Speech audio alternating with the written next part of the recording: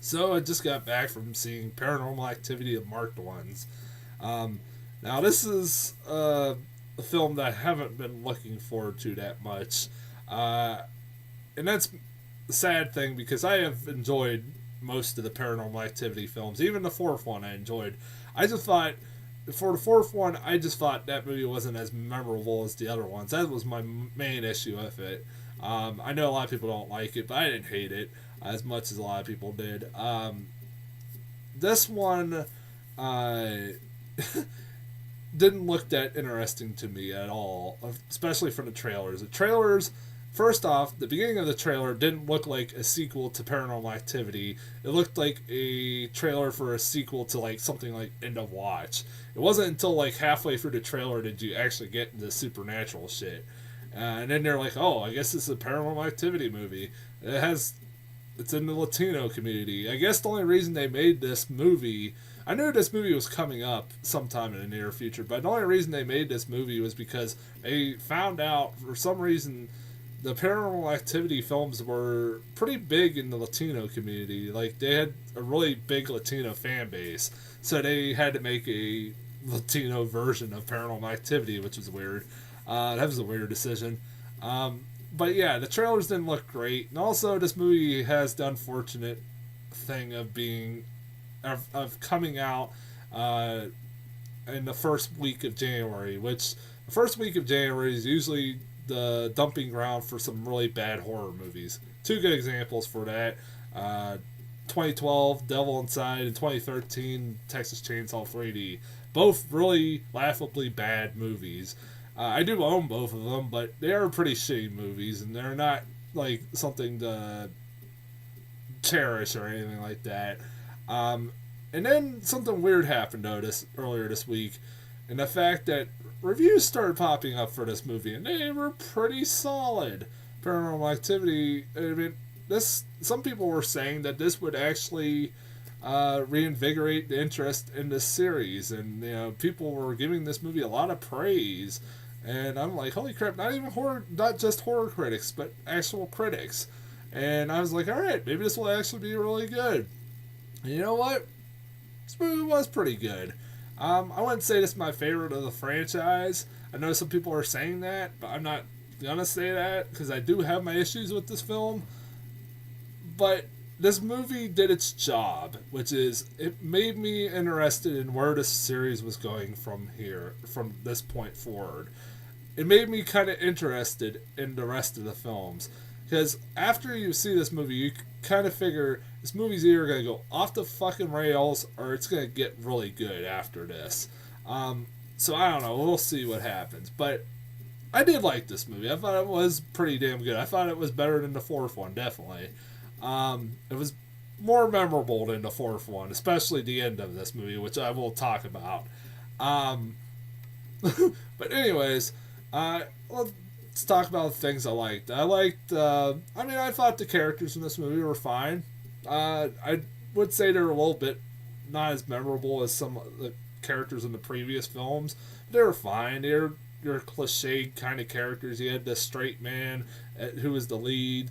That was just like a guy who a lot of this bad shit started happening to him. He basically starting to get possessed by a demon and stuff like that. And then you have his best friend who's the comic relief that just holds the camera for the most of the movie, and he's the character you follow a lot towards the end of it.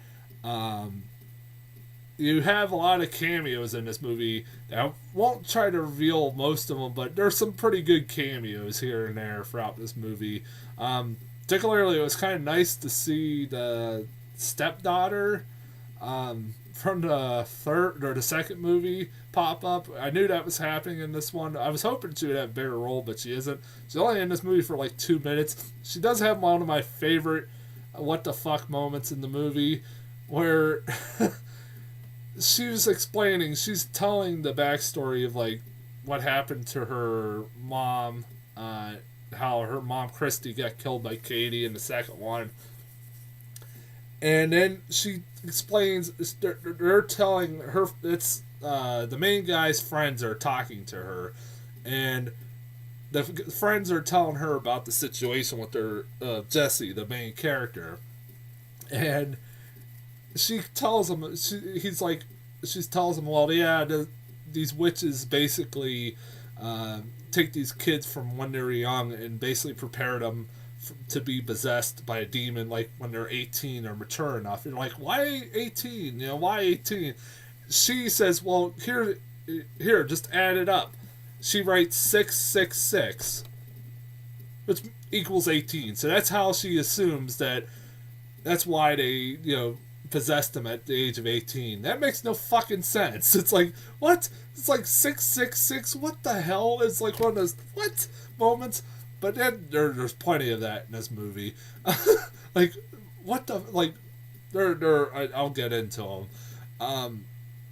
But yeah, she pops up. She's fine. All the characters are fine. I didn't find this movie particularly scary, but I kind of liked. Every time, one of the things I like about this series is that every movie they come up with some innovative way to use technology in this series, like like technology to kind of like see people interact with the demon or something like that. This time they use Simon Says. Remember that important little game that you used to play? Like they used to light up lights and you have to remember it and stuff like that. Yeah, like they start talking to the demon, like via Simon Says. It's kind of cool. I liked it. I was like, all right, whatever. I'll give him points for creativity. I mean, I kind of like that a little bit better than the Connect stuff that they did last time. But yeah, I thought that was pretty cool. It was kind of catchy. It was kind of cute. I liked it. I don't know what else to talk about. Like I said, this movie isn't very scary, and this movie. I guess I could talk about the faults of this movie a little bit. This movie has a lot of what the fuck moments in this movie. They're kind of sometimes unintentionally funny or just like really bizarre. Like one point, there's three moments in this movie that come to mind. One, the ending, which I will save for later. Two, there's a moment at the beginning of this movie where the story is, the main kid, he lives above this old witch, apparently, that lives downstairs from him, in this, like, kind of, like, apartment complex. And, like, they always hear all these weird sounds coming from her, apartment, like, through the vent.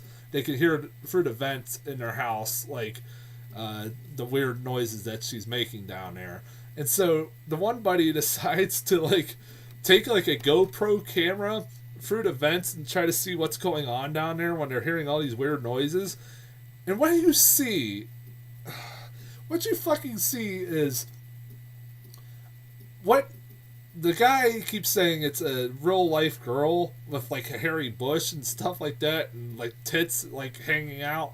Seriously, it looks like a fucking mannequin. I swear that's a mannequin where they just put pubes on. People, I swear, like the way it looked, there was no way that was a fucking real girl. Maybe it was, but that did not look like a real girl. But that's not the weird fucking part of that scene. That is one of the weird parts of the scene. Then their neighbor comes in on screen, who's this very obese woman who looks like a female version of that fat guy in Borat, naked. Literally, she's fucking naked. You see her ass and everything, and drawing on this body, the body of this, what is it, the mannequin or girl or whatever the hell you want to call it. And it's fucking disgusting. I don't need a fucking... I was like, what the fuck was that? Like, did I really need to see that? What the fuck is that? Like, she's drawing the symbol that you see throughout the sequels.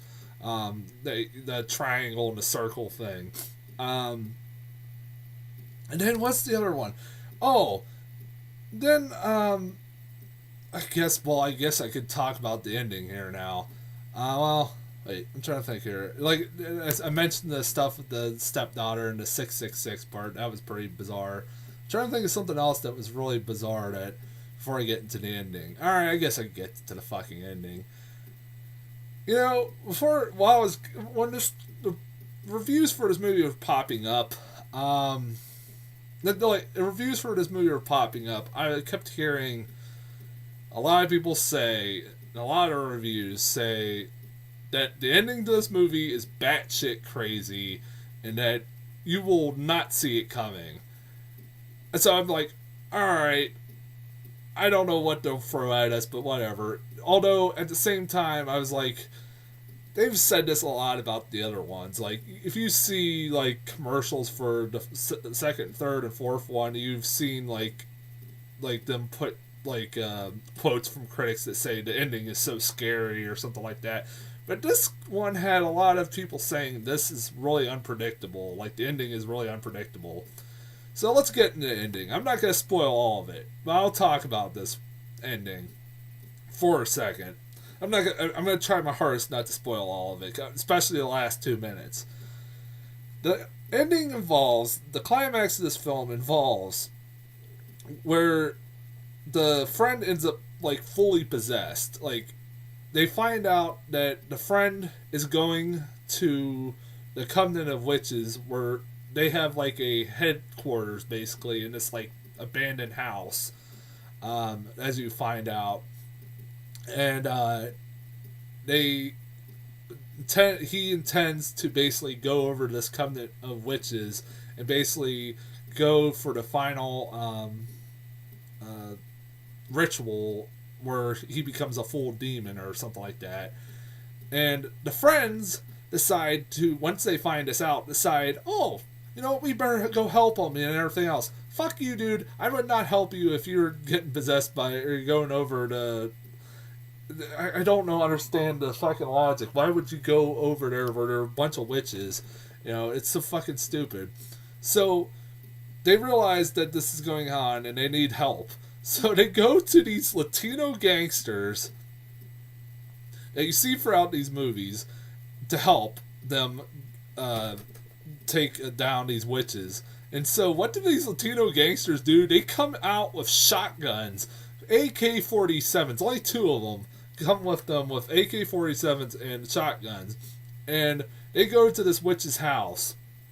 And it results in one of the funniest fucking things I've ever seen in my entire life. I was losing it. Like, literally fucking losing. They go to this house, which is, I swear, the house from Paranormal Activity 3. The climax from Paranormal Activity 3. Which I'm pretty sure that is, I'm right on that, because of the events that happened later, 10 minutes later.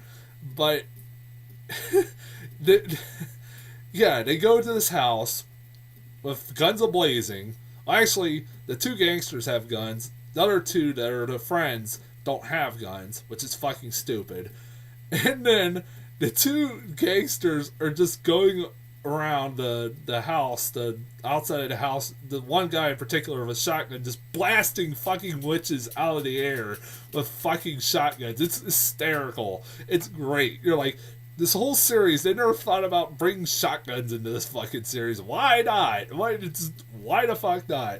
And you're like, alright, this is pretty amusing. And then it gets to the point where the friends get kind of split up in the house, and it kind of falls into the stereotypical ending to Paranormal Activity, where all crazy things, where, you know, the friend, like, the main guy's possessed, and friends are trying to hide from him, or they're also trying to hide from the witches and everything else. And it's something you've seen before, like a million times before in all these movies. It's, you know, whatever.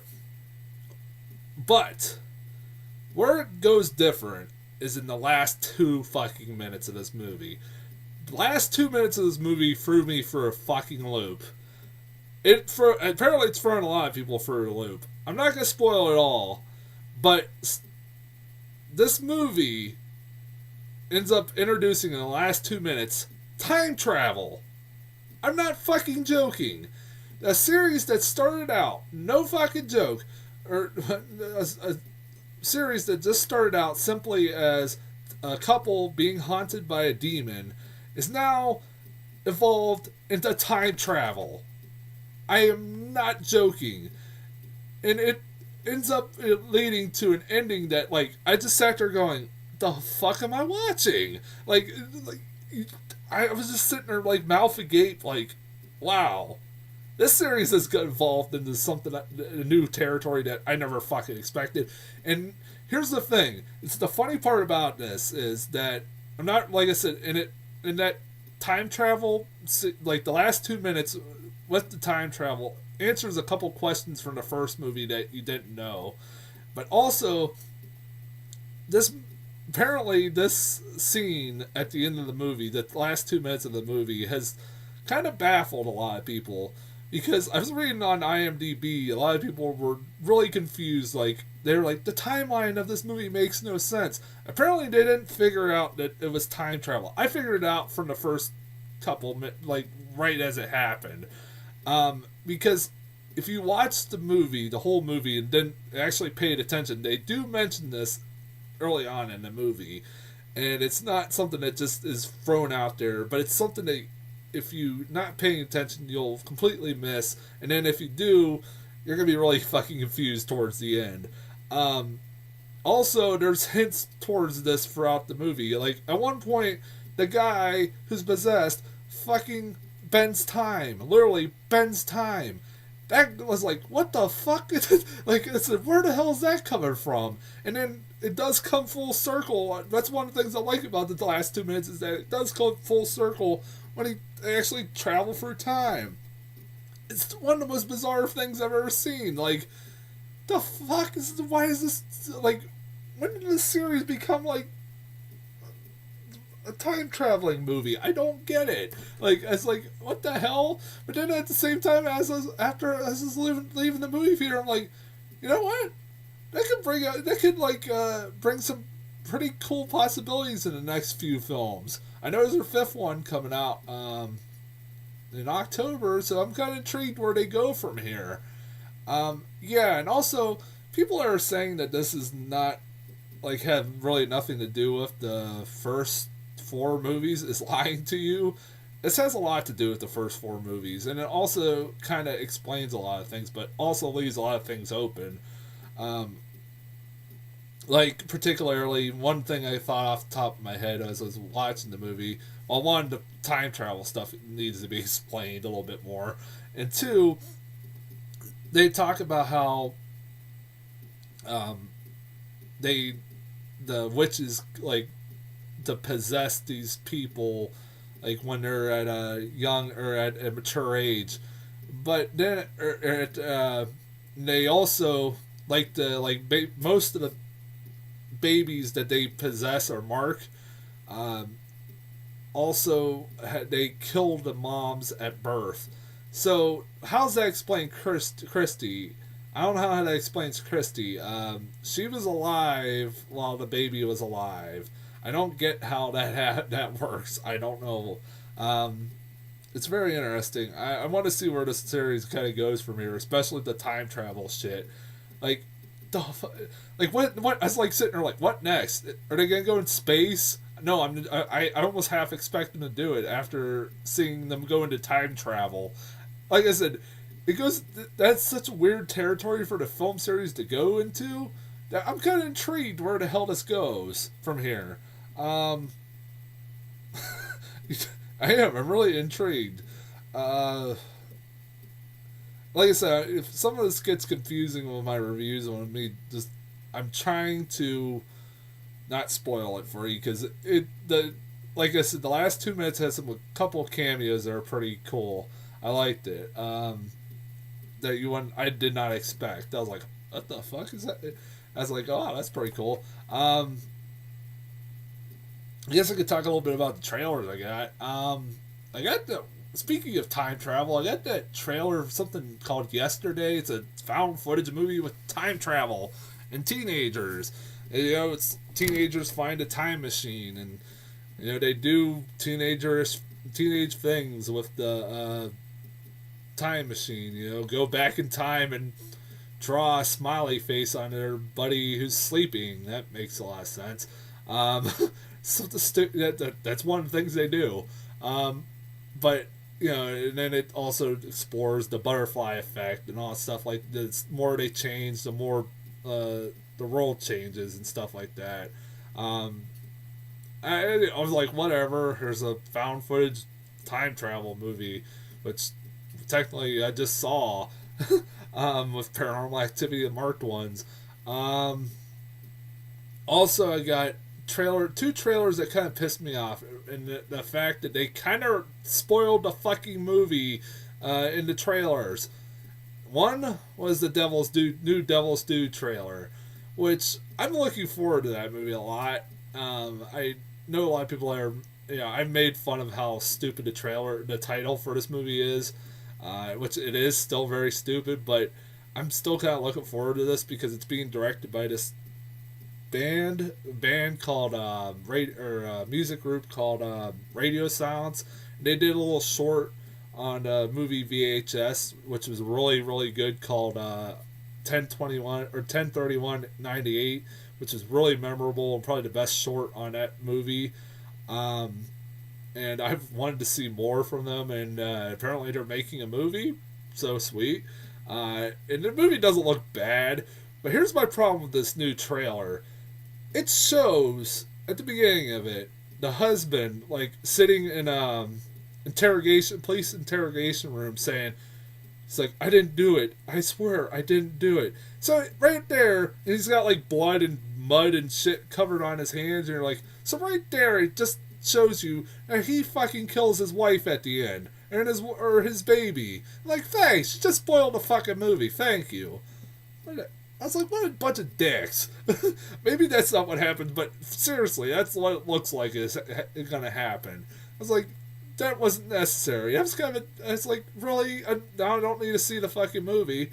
Thank you. And then also the trailer for Non-Stop, the Liam Neeson one. This is one I got a couple months ago. It's Liam Neeson's air marshal, or U.S. air marshal, who's on a plane, who gets a text message saying that if he don't transfer money into a bank account every 20 minutes, so every time he does, every 20 minutes that he doesn't do it, he someone will die on the airplane. And there's also this mysterious, just, Julianne Moore sitting next to him, that somebody he doesn't really know, he just meets on the plane, is talking to him and all stuff like that. I'm like, it's fucking Julianne Moore. Julianne Moore's the person that's texting him. We know it by now. Fucking Christ. Or she has something to do with it. I was like, we know that's her. Come on. It was like because also the trailer likes to like show her throughout the whole fucking trailer a lot. So it's pretty obvious that it's going to be her. It's like, thank you, trailer. You just spoiled that movie for me too, fuckers. But whatever. I don't know. What other trailers did I get? I think that was it. I didn't get anything new. Or anything else that was new. Anyways, go see Paranormal Activity marked ones. It's batshit crazy. It is. It's batshit crazy, and it brings up it's got fucking time travel. Go see it, just because it has fucking time travel. I can't make this shit up. I didn't spoil all the ending for you, trust me. I didn't spoil what happens in that time travel scene. It's kind of funny because, like, the way they do the time travel thing, I just thought about this. The way they do the time travel thing, because at one point, like, the camera, like, where he travels for time, the camera goes all, like, staticky and stuff like that. You can't tell what's going on, and all you hear is him screaming. But then next thing you know, he's in another room, and like when the camera goes back to working, and that's it. That's how they travel through time. It's kind of interesting. I just realized that. I'm like, oh yeah, that's right. And I thought that was weird when that happened, like when the camera went all staticky like it did, and you can't even tell what was going on. But yeah, now that explains it. But yeah, again, time travel and a Paranormal Activity movie. A series that started out with just fucking a movie about demons and witches now has time travel. So if that doesn't sell you on how batshit insane this movie is, I don't know how it is. How else anything will sell you. Yeah, go see it if you like the first other ones. And like I said, I can't wait for the fifth one to come out later this year. Um, I'll be back next Friday, with probably Her. I'm not looking forward to that, but it's getting really good reviews. So here's hoping it will be good. I'm not. I'm trying to keep an open mind with that, but all right. I'll get off here. I'm going on too long about this movie, but I'll get off here and I'll see you guys next week.